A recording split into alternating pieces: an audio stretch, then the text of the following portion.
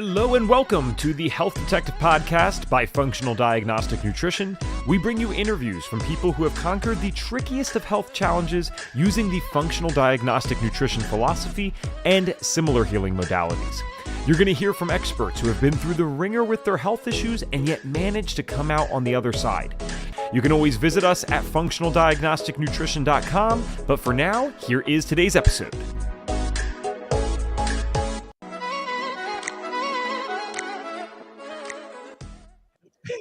Hello, my friends, and welcome back to another episode of the Health Detective Podcast by Functional Diagnostic Nutrition. My name is Evan Transu, aka Detective Ev, and I will be your host for today's show, which I believe is episode number...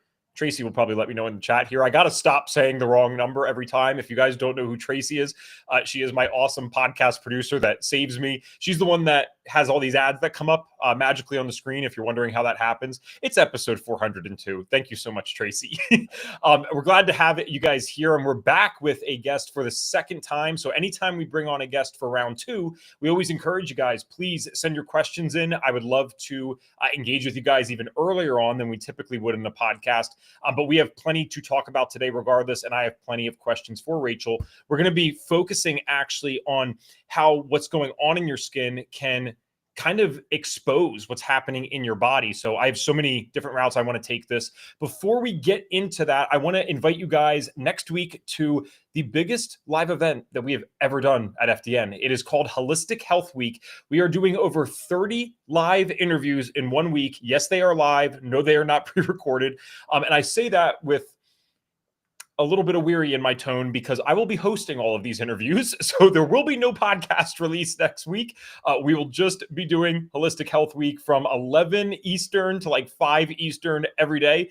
It's going to be amazing though. I thrive off that type of stuff. I couldn't do it every week, but we definitely can do it for 1 week. So we have people like Dr. Tom O'Brien, we got Kieran Krishnan, Brendan Vermeyer. We have so many different people that are going to be involved with this. There is no theme. It's not like a summit where it's just about mental health or it's just about gut health. That obviously has its time and place and is a cool thing too. But Holistic Health Week is we just ask these individuals to bring their best. So one moment you might be hearing about trauma. The next moment you might be hearing about different dental practices that you can take from a holistic perspective. And then the next moment you're going to be hearing about gluten sensitivities and how to avoid gluten in hidden places. So we would love to have you guys there. The best part is it's completely free. It's just something that we are doing to expose more people to FDN and our world and all these amazing people that are in our network that might not be FDNs. So to get your free ticket, you go to fdntraining.com/HHW2025, like Holistic Health Week 2025. That's fdntraining.com/HHW2025. And lastly, still regarding Holistic Health Week, if you are someone that's been interested in the FDN course, we have a whole separate week after Holistic Health Week where we will be showcasing a lot of our best stuff, lab testing. We'll be doing a course tour. And the reason we are doing that is because on April 1st of 2025, the course price does go up. We are currently sitting at $9,000. There's been many major updates made over the last few years at that price. We have still more to come. So we are making a pretty big jump. It's going to be around $11,000 to $12,000, depending on whether or not you pay in full or with a payment plan. So Holistic Health Week and the week after are the last chances to get the course at the price under $10,000. So if you've been considering it, I don't mean it in a salesy way. Literally now is the best time to get it because you will always get access to all the updates in the course without having to pay anything additional. I will not tell you guys what I paid 8 years ago to graduate from FDN. You'll be upset, but I got all the updates that have come with this at no additional cost. So we'd love to see a part of the course. Now, here's our guest's bio in case you guys don't remember her. I'll give a shortened version here, and then we will jump into it. So Rachel Varga is a double board certified aesthetic nurse specialist. Since 2011, Rachel has been offering medical aesthetic rejuvenation in the specialty of oculoplastics and is known for providing a natural and healthy looking transformation and educating through her show, the School of Radiance podcast. I hope you guys checked that out last time, and I still encourage you to check it out. She has performed over 20,000 rejuvenation procedures and is also a trainer for other practitioners on rejuvenation procedures, including medical grade skincare, laser skin rejuvenation, rejuvenation, injectables, including neuromodulators and dermal fillers, and slowing aging in general. And again, she has a full bio that you guys can check out in the show notes afterwards, whether on YouTube or on the audio. So Rachel, thanks for letting me do my full 5-minute spiel there, and welcome back to the show. Thanks for having me. And I actually just interviewed Reed Davis on my show the other day as well. Awesome. All right, guys, definitely check him out. That'd be really interesting to see how you guys collaborated, especially on a show that is mostly about skin, right? So was he giving insights on how the system might affect that, or did it go in a different direction? It can with him. Oh, we talked all about how you need to know how to run the vehicle. As many of you know, he's an avid motorcyclist. That is true. So you can have the best bike in the world, but if you don't know how to ride it, then you might run into some problems and wear down your bike faster than you'd like. Gotcha. Very cool. So guys, definitely go check that out. All right, Rachel, we'll dive right into it today. Again, this is a little different than the first time we have someone on where we dive more into the stories. I love diving right into the information with this. So the topic today is about how the skin can kind of reflect or even expose, is a word I want to use, what's going on internally. I already shared my story with you. I was amazed to find that when I went through FDN and started applying holistic principles, that is when my severe skin issues got better. So it wasn't when I started treating it externally, although that can be useful, and we touched on that for a variety of reasons last time. But really, when I addressed my internal, that is when I got the most notable progress externally. So a general question, then we'll get into the specifics. Something that I've been wondering about is psoriasis, eczema, acne, you got aging, you have dry skin. From someone who thinks like I do, almost all of those symptoms now I see as things that are not exclusively, but likely contributed to things that are going on internally. So I'm kind of curious from your perspective, and you having this expertise in both worlds, right? Doing things externally, but also addressing things internally. You have a beautiful mix of both. When you see someone with almost any level of suboptimal skin, are you always considering the internal, or is there a time where, hey, it really might just be something that they're doing wrong externally? Pretty much always internal. And it's getting to this concept of oxidative stress status, or our toxic bucket. And I'm so passionate about this topic. So I'm thrilled that you asked me this, because I wrote a paper about a year and a half ago on the very topic of oxidative stress status and its impacts on skin aging. So when I see someone and they have a previous history of eczema, psoriasis, anything in that category that's kind of linked to autoimmune, what we want to do is really pay attention to keeping that level of inflammation or inflammaging as low as possible. And in my opinion, it starts with the gut. It starts with how we fuel ourselves. It also plays into what's happening emotionally and in our life. And that's why I'm such a big proponent of just looking after yourself at this specific, I like to say, dialed in way, so that when life does happen, those who have a previous history of getting eczema or psoriasis, there's usually a trigger, and oftentimes it's stress, that they can overcome those stressful times and not have it show up on the skin. And if you're either working with practitioners, or you yourself, or you're working with patients, or you're noticing this as a practitioner yourself too, notice what your triggers are, because the skin gives us a unique ability to notice, okay, what happened maybe a week or two ago. I'm sorry, I got a little delay on my end, so I'm just making sure I heard the last part. You're saying that the skin actually shows you what might have happened a week or two ago. Yeah. Okay. Sorry, I cut out, but I think I'm good now. So hopefully we're good to go here. And there's my chat back. I think I am good.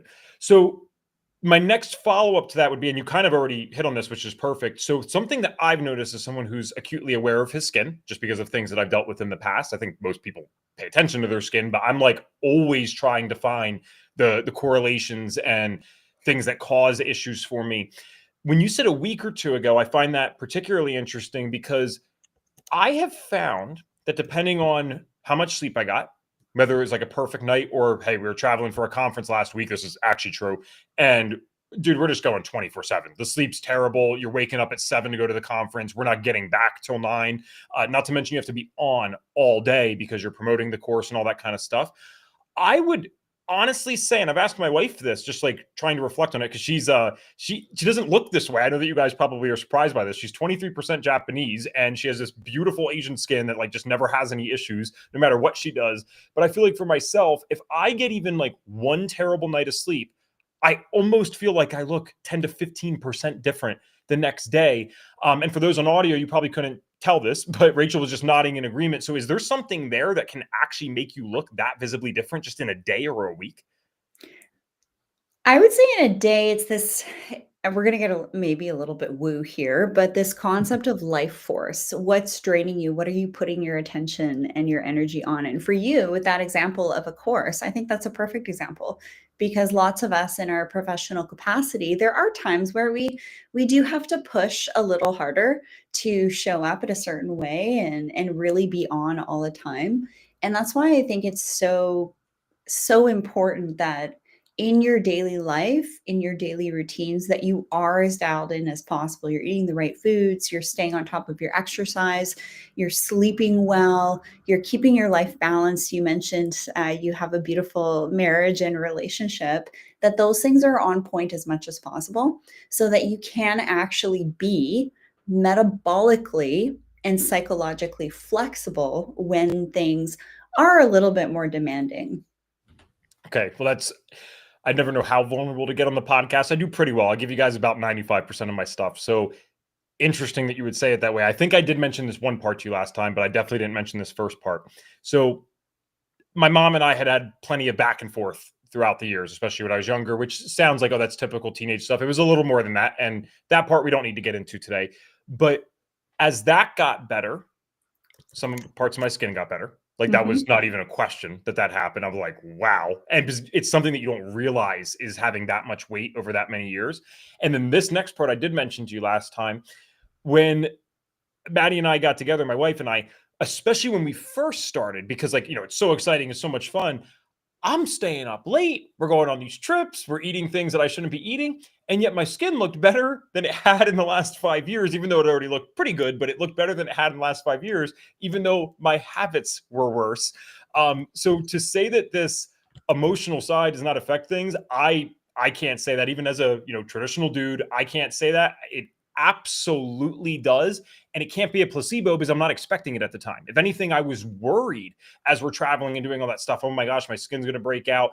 I'm meeting this person for the first time. Are they going to accept that if it happens? But it didn't happen because I'm having so much fun and I'm in such a good place emotionally. So do you think that is something that is, especially with the severe skin issues that some people have, is that almost just par for the course, that there has to be some emotional component as well?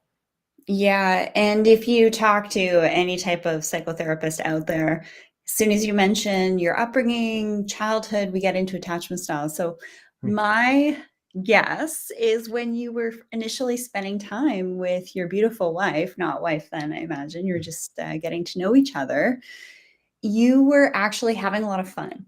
Mhm. Number one, you were having a lot of fun. And number two, you probably felt very secure.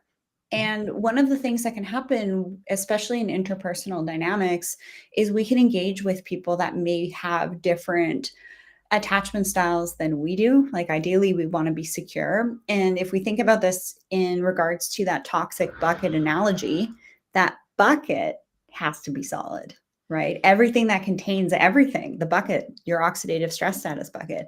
If emotionally you're getting triggered, even that bucket itself is going to be a little bit shaky. And then you're going to get that increase in cortisol. You're going to get that increase in adrenaline and stress response, which then has a downward impact on how you feel and your energy levels. So you were having fun, you were building connections, you felt secure. That's why I think that it's almost like this life hack, this peace, this fulfillment, this happiness, this living your purpose is really the part that holds the oxidative stress status together for, say, our physical form is the emotional components. And for those out there that are actively like dealing with more severe versions of skin issues, it could be eczema, it could be acne. How, I think we touched on this last time, but is this important to bring up again, in my opinion?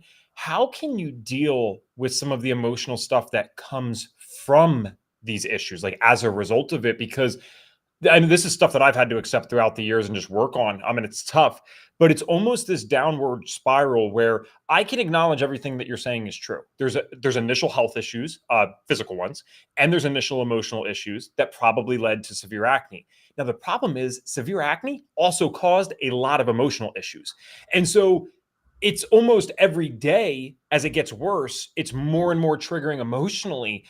So how, or do you have any tips to get someone kind of out of that initial fire with stuff? Because looking back, sometimes I'm like, dude, you're lucky you're as crazy passionate as you are and just were dedicated to this stuff, because I don't really know how I got out of this stuff sometimes when I look back, because it was kind of insane that I was walking around looking that way and never actually took Accutane. I would certainly never condemn someone that chose Accutane if they were dealing with what I was dealing with. But what's some advice for people so that they don't keep adding these emotional stressors on as their skin's getting worse? Notice what the triggers are. So is it around certain people that maybe are triggering elements in you? So like I said, secure attachment styles. This is something we all need to learn and cultivate as mature adults so that we show up as our best versions professionally and also personally. And this is a huge component to being our most beautiful, attractive versions. It's a huge piece of radiance and what I love to talk about. But in all that is very important. But in daily life, a great way to ground yourself is quite simply in nature and doing things that fill you up, whether that's reading a book, playing chess, listening to some great podcasts like this, getting on your bike, going to the gym, things that are going to ground you and kind of keep you from having your head reel or spin or perseverate over certain things. You want to get into doing something that's going to allow you to flourish. And again, this is going to have a behind the scenes impact on your hormones and your stress and cortisol response. So it's not just about eating the right foods. It's not just about being diligent with your skincare and maybe getting some rejuvenation. There's some questions in the chat here about things like that as well that I am seeing. So keep those questions coming. But it really is just about how can you fill your cup up, right? That emotional cup, that being a mature adult cup of being grounded and doing things that are fun for you. That's why you looked so good when you were with your loved one, because you were having a lot of fun. You didn't have almost like this empty space to perseverate over certain things or have your mind reel and think about, a month ago or a month in the future of things that you need to do. You're actually in the present moment. So things that are going to pull you into the present moment are typically going to be activities where you're moving your body. And sometimes from a nervous system perspective, because electromagnetics basically run the show in regards to hormones and neurotransmitters and all of the signaling that happens within our bodies for digestion, for mitochondrial function. That's why getting outside barefoot on the ground in the ocean, if you're stuck inside, using a PEMF mat is really helpful as well.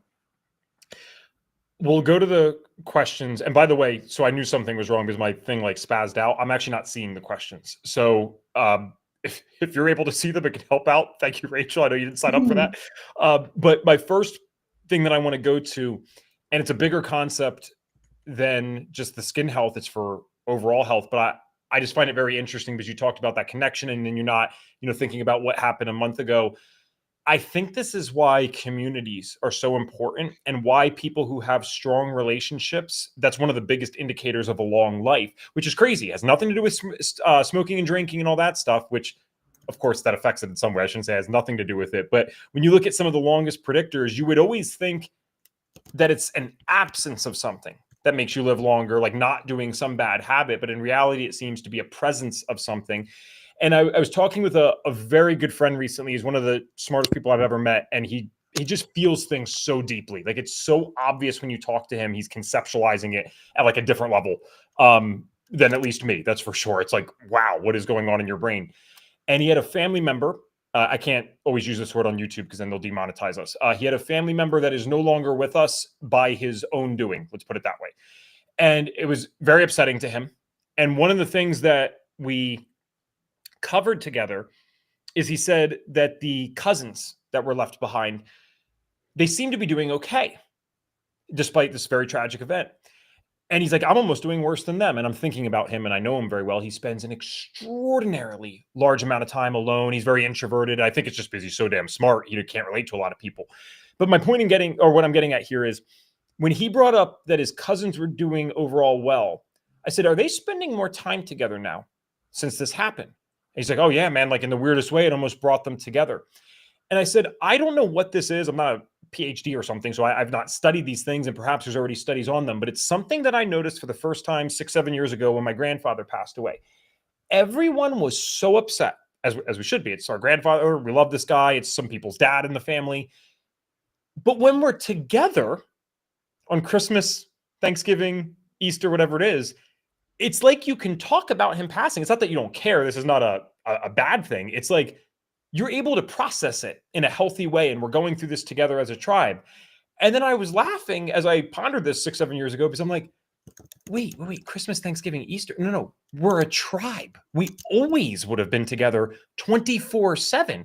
So then when I never understood why we would get so upset about passings and deaths. And for those that are like, how the hell does this have anything to do with skin? I promise I'm getting somewhere with this. But the reason I pondered this stuff is because I didn't understand how we could be wired in such a way that something that is inevitable in life, right? Unfortunately, there's going to be a day where you're not here. There's going to be a day where I'm not here. How is it that the people in our lives react to this so profoundly negatively if it's inevitable? And it's like, I don't know that that's the full truth. I think what happens is when we're in isolation or when we're not with someone, we ruminate on these things in a stronger way.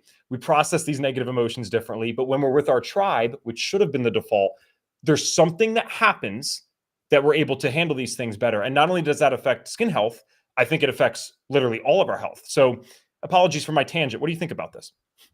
I'm so glad that you brought all of this up. And actually, one of the key underlying drivers of people thinking to themselves, hey, I'm noticing there's some things on my skin, this acne, it's kind of getting me down a little bit, or women going through perimenopause, menopause, or postmenopause, they feel like they've aged overnight.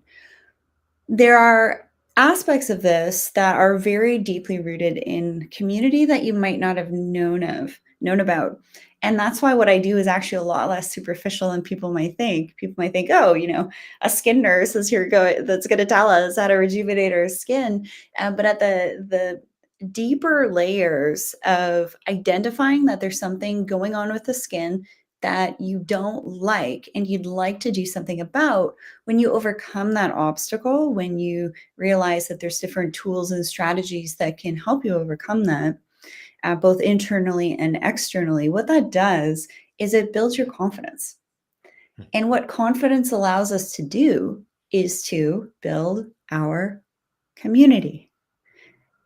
Many of you have all probably heard here that we're stronger together, and having a sense of community, and especially a great family and friends and loved ones and colleagues that you have those shared values with, that you can open up to and not repress things, is very important to thrive as we age. And if we look at blue zones, and yes, there's some controversy on blue zones and, what are actually some of the aspects involved in that.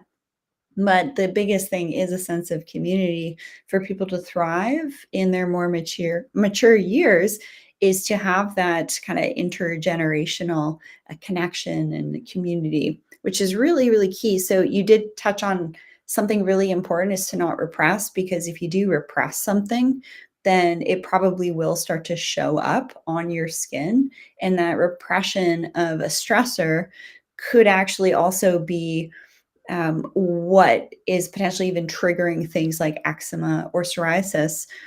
The other thing here that you mentioned were basically two things: adaptability and empathy.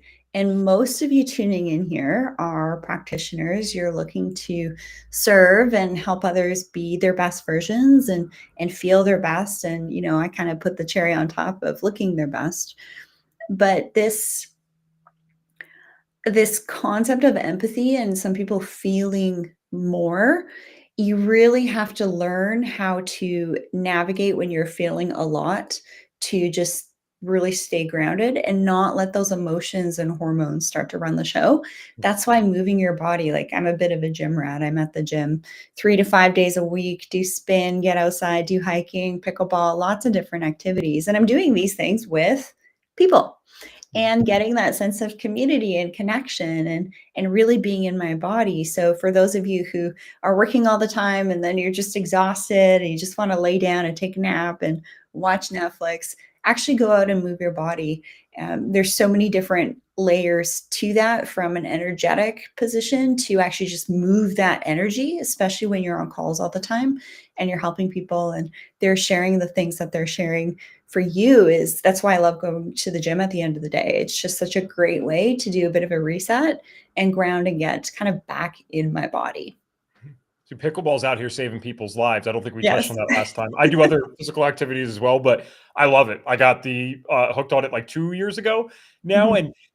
and it is something that everyone can do for the most part. There's some level for everyone, but like you said, the community side, because there's very few, and some people get mad when I call it a sport. Let's call it an activity. There's very few activities that you could start at almost any age in life and find other people that are just starting out. I can go to the place 10 minutes from me. There are 18-year-olds that are starting today. There are 78-year-olds that are starting today. Whereas like basketball, I would doubt that at 29 years old, I can find an abundance of 29-year-olds that are also just starting basketball, right? Just because of the hype that it has around it. So yes, go get your community needs in pickleball, if nothing else. There's no excuse ever since that started becoming a thing. So I would love to move to some of the questions. Tracy, if you don't mind, as Rachel reads them, if you could click on them to share, because I swear I can't see them on mine at all. So sorry that Restream's doing that. But any questions that you wanted to get to so far, Rachel? Yeah, I think that what you're doing here is really fantastic, just to encourage and inspire others to both look and feel their best. Because for those of us who are practitioners and we're serving, we're kind of the example. You're going to be less likely to attract more clients if you look like a mess, if you can't form coherent sentences, if you're not able to fully connect and allow that person that you're connecting with to feel seen. And if your nervous system is all kind of haywire, your eyes are going left, right, up, down, this is NLP stuff, really a great thing to have in your toolkit as a practitioner as well. You're actually going to be coming across as less trustworthy. So it's important when people are coming to us from a vulnerable place of looking to have a need met or help them in some way, especially with their gut and just looking and feeling our best.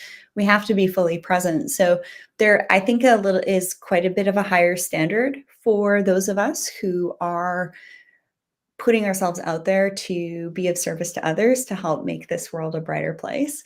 But just know that even you all being here, learning this information, it's just going to be incredibly helpful in your personal life as well. So I'm happy to. There is one question here. I can see the questions if you'd like me to get to one of them. Thank you very much. All right. This is coming from Bing Babula. She has a question about a painless bump on her nose that's not going away. And it's starting to impact her confidence and things like that. So, first and foremost, the most common areas for skin cancers, 10% of all skin cancers actually occur in this area here. So the brow, the eyelids, and the nose. So if anything is kind of changing or it's kind of popped up, you want to get that looked at right away by a doctor to just make sure that it's nothing nefarious. So certain things like that, the lumps and bumps of age. One of my colleagues calls this the barnacles of age, are these random little things that can kind of creep up on our bodies. We get these, for my skin type, they're called actinic keratoses. They're kind of these precancerous type of lesions, red, flaky, kind of come and go. They can get burned off with liquid nitrogen. They can also, I've seen them be mitigated by just really good skincare and actually increasing things like exfoliation and feeding and nourishing the skin with antioxidants. And I know, Evan, you're not as big of a fan of mineral sunscreen as I am. But depending on skin types, this is a very real thing. But internal sunscreen, antioxidants, huge fan of taking that approach. and keeping that inflammation as low as possible. So sometimes there are just some things we do need to get looked at as well. But just know that as you go through life, you're going to get these little things kind of pop up. So either, well, get them looked at, but being diligent with your skincare and exfoliation and things like that are going to just help your skin to function better. And when the skin functions better, when you have less inflammation, there's going to be less of an opportunity for skin cells to misbehave.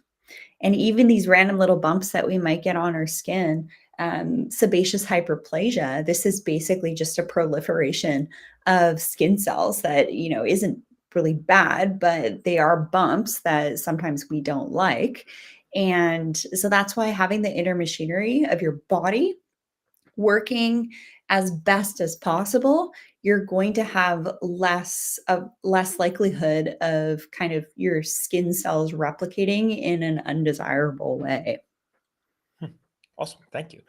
Okay, so I had some questions from the beginning, like I talked about, mostly with seeing if there's any differences in your opinion as to how certain things manifest on the skin. So, for example, acne. It's super common. I don't believe that that makes it normal, but just because I had a severe case does not mean other people don't have any case whatsoever. It's something like 50% of people now, age 20 to 29, experience at least some regular acne. Now, that can mean 1 or 2 breakouts a week. That's fine.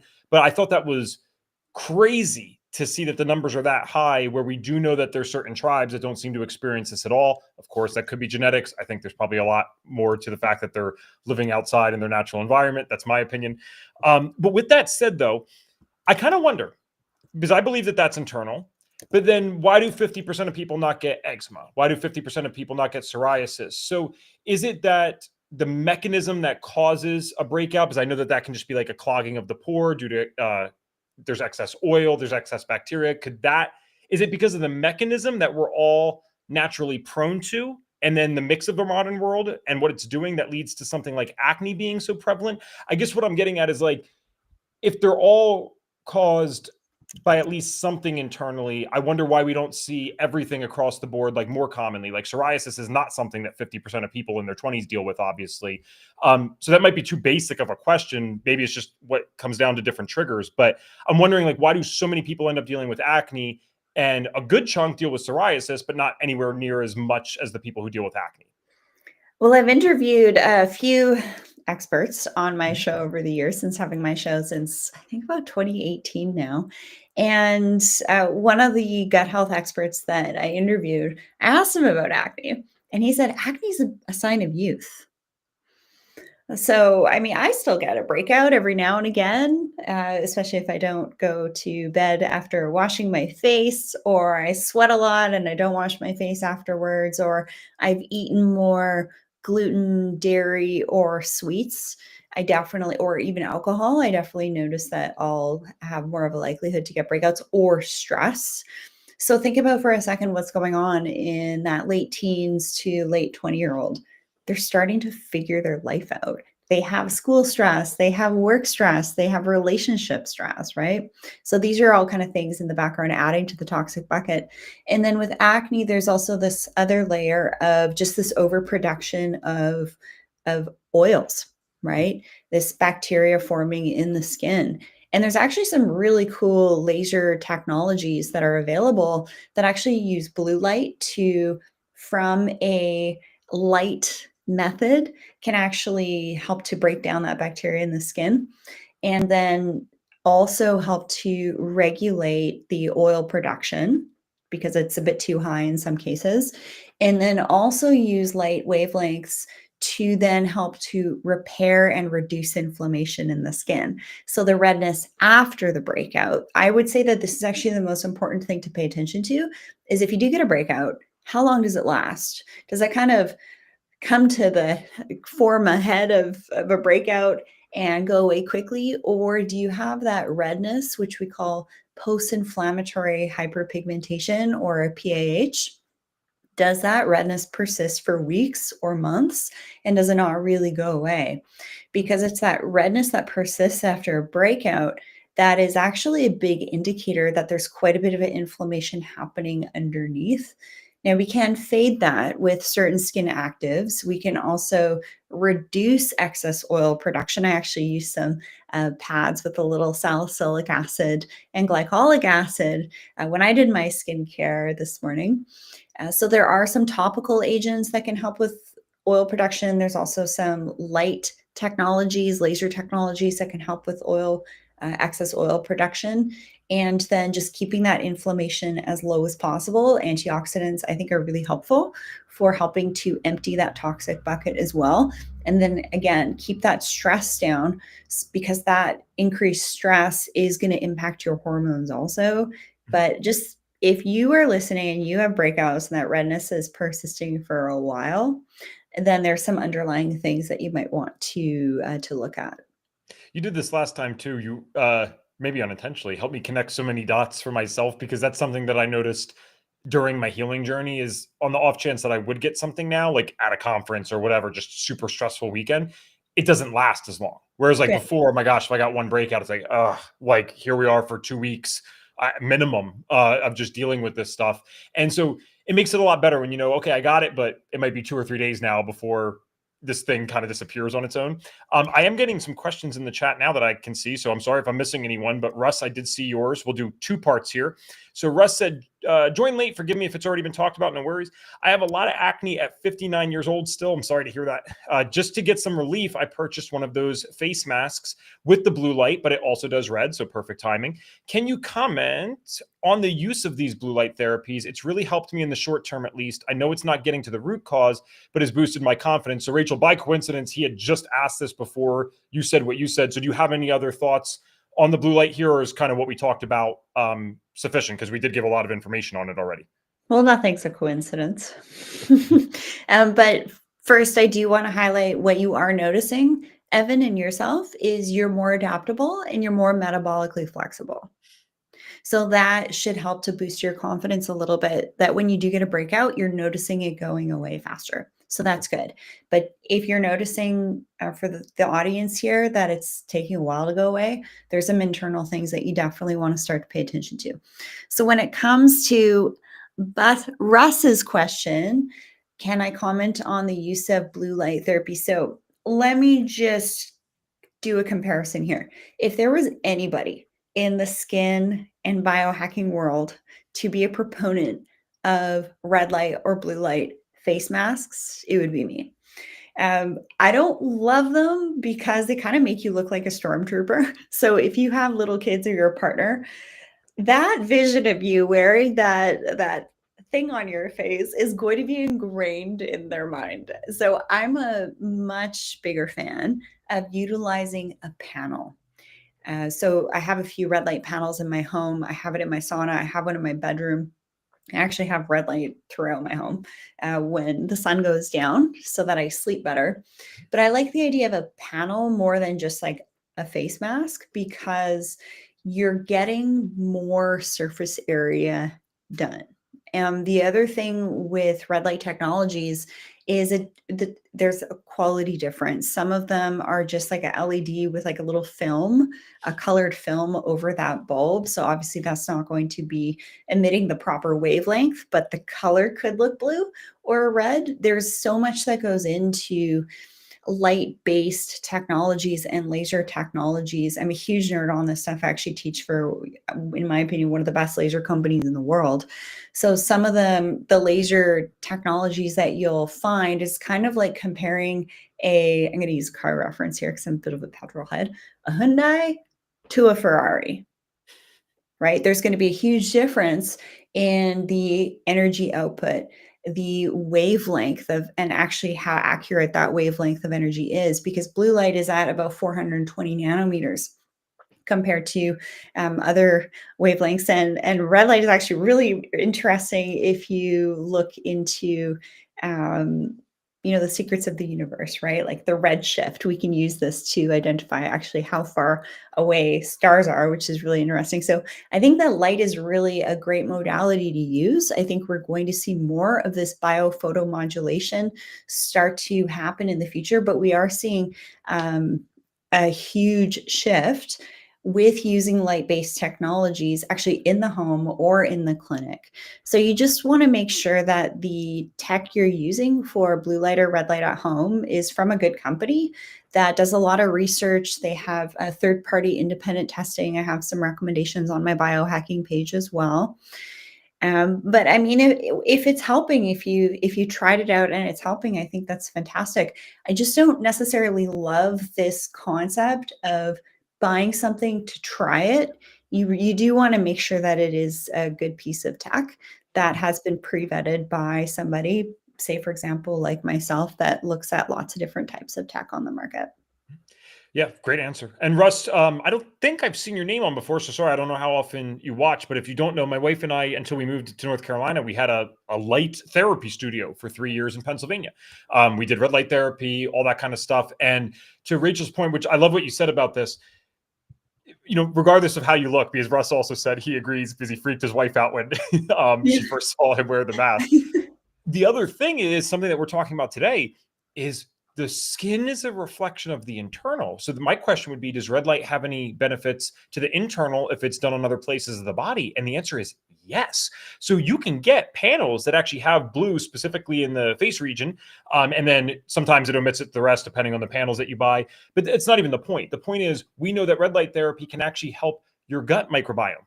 Well, if you have a healthy gut microbiome, is that good for someone with acne? I think both of us would agree on that. So yeah, I would say the panels, yes, generally are more expensive, especially if you're getting a full body one, but you're getting what you pay for because you're getting a bigger benefit.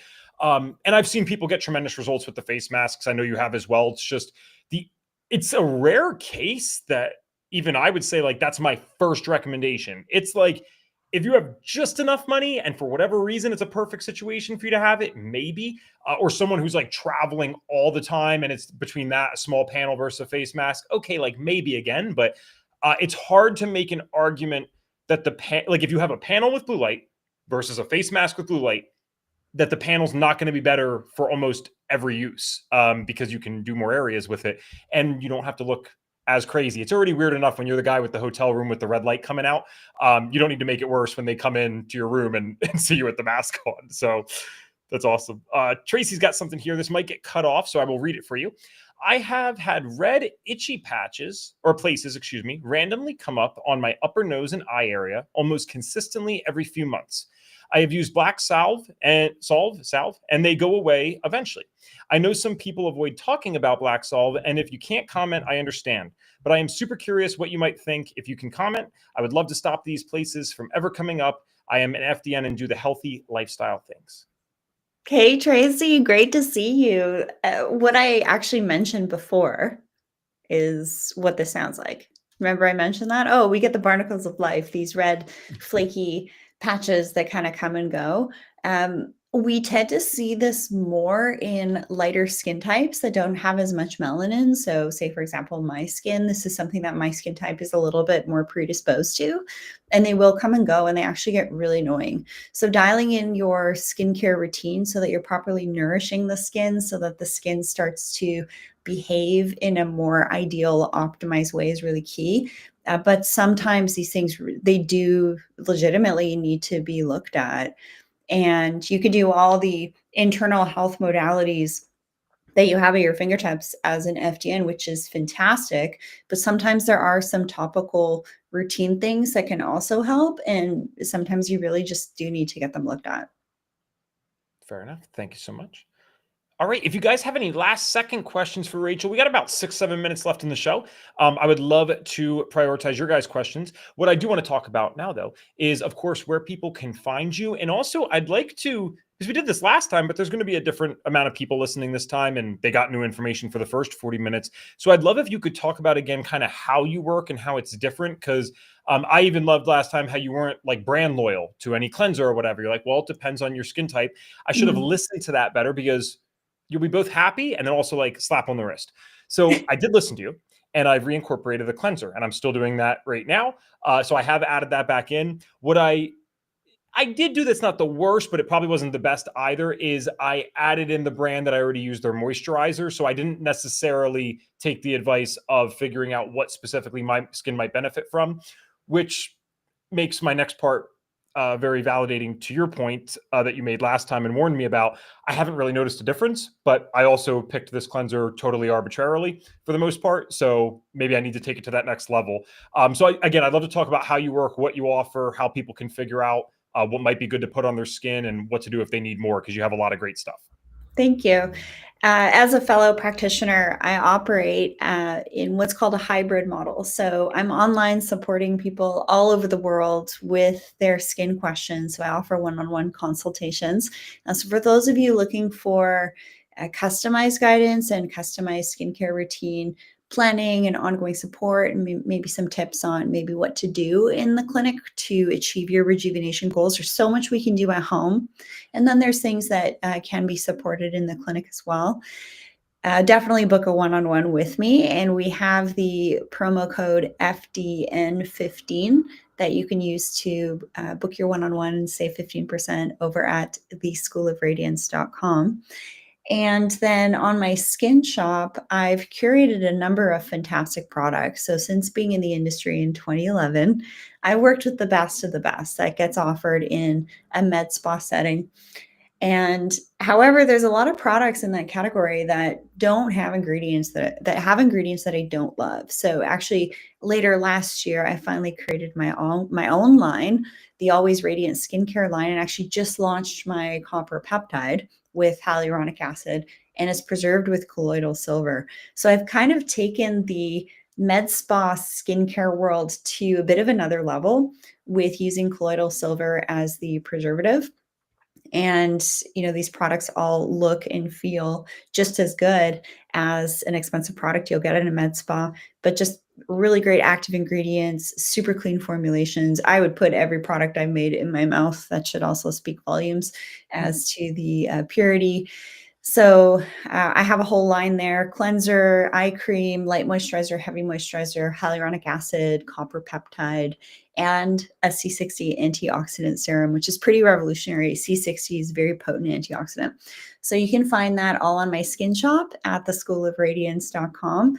I do recommend doing a one-on-one so that I can make specific recommendations from maybe a couple different lines and products that I offer and have curated, because in about 2 weeks, you can start to see some great shifts in your skin. So less redness, more glassiness to the skin, and just the skin feeling better.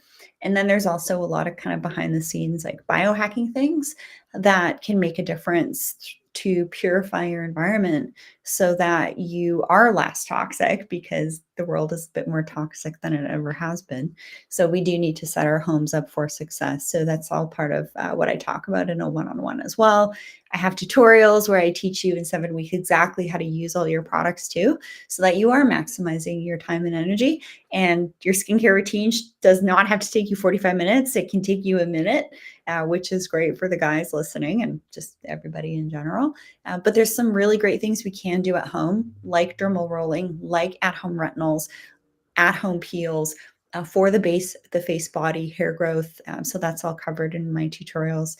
And then, of course, the School of Radiance podcast that Reed Davis has been on a couple times now, which is fantastic, where a lot like you, Evan, I host a number of incredible conversations with thought leaders in the space of anti-aging and longevity. And really, at the end of the day, it's my mission to help as many of you look and feel your best so that you can better serve yourself, live your purpose, and have better interactions with those who you serve and your friends and family around you too.